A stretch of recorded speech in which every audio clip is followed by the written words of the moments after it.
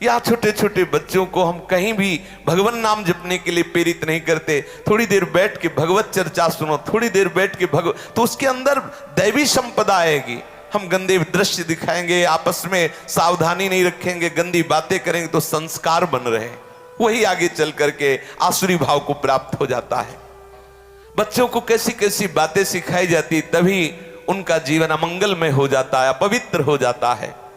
और ऐसा है जैसा आप संस्कार डालोगे बच्चों के ऊपर वैसे ही प्रभाव पड़ता है।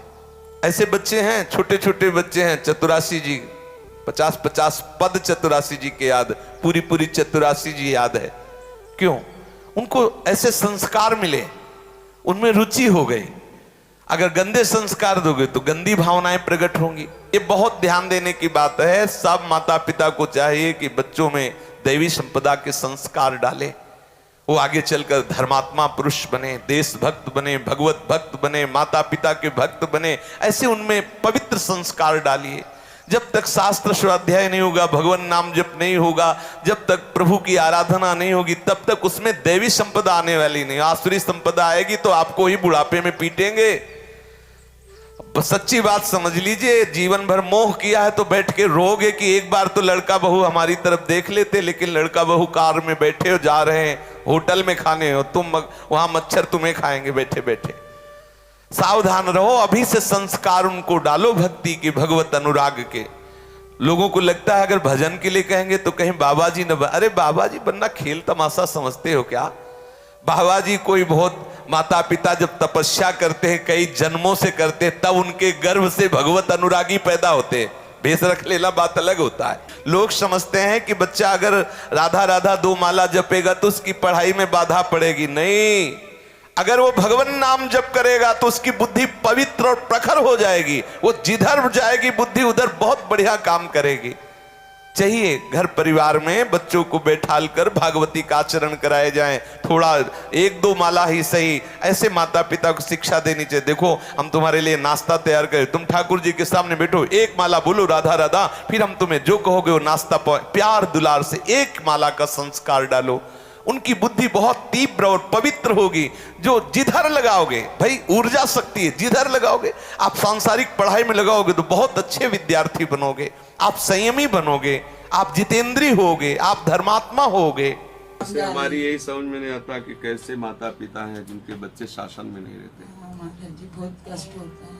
बच्चे, एक माँ कह रही थी कि हमारे बच्चे मांस लाते हैं, मांस बनाते हैं, मांस खाते हैं। ये तुम्हारी कमी है। हमारे प्यार और हमारे शासन में इतनी सामर्थ्य होनी चाहिए कि हमारे बच्चों का मतलब होता है जैसे कुम्हार चाक में रख करके मिट्टी को रूप देता है ना, माता पिता वही हैं, कुम्हार हैं। बच्चे को जैसा चाहे। गर्भ में उपदेश मिला प्रहलाद जी को नारद जी का, तो महान भक्त बन गए। एक उधर जन्मभूमि की तरफ एक सुल्ताना डाकू हुआ, बहुत नामी डाकू था। वो जब अंग्रेजों का राज्य था तब पकड़ा गया, उसे फांसी की सजा हुई। तो उससे कहा गया तुम्हारी अंतिम इच्छा क्या है? उसने कहा मैं माँ से मिलना चाहता हूँ।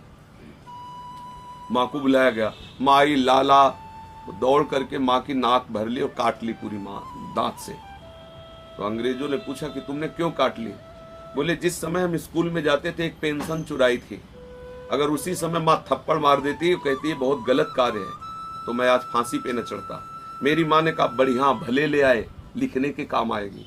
मेरा उत्साह बढ़ा और मैं डाकू बना और आज मैं फांसी में चढ़ा, उसका कारण मेरी माँ है। नाक काट ली अपनी माँ की।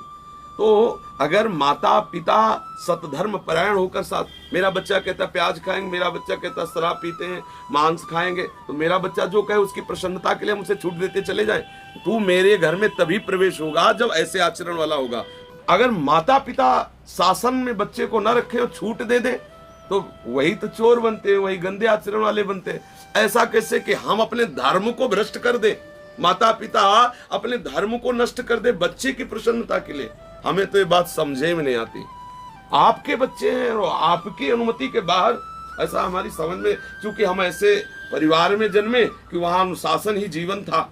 और जिस देश में अनुशासन नहीं, जिस ग्राम में अनुशासन नहीं, जिस परिवार में अनुशासन नहीं, निश्चित वहां धर्म ही वास करता। धर्म कैसे? अनुशासन एक मतलब आप देखो, अगर अपने राज्य में अनुशासन न हो तो भ्रष्टाचार फैल जाए।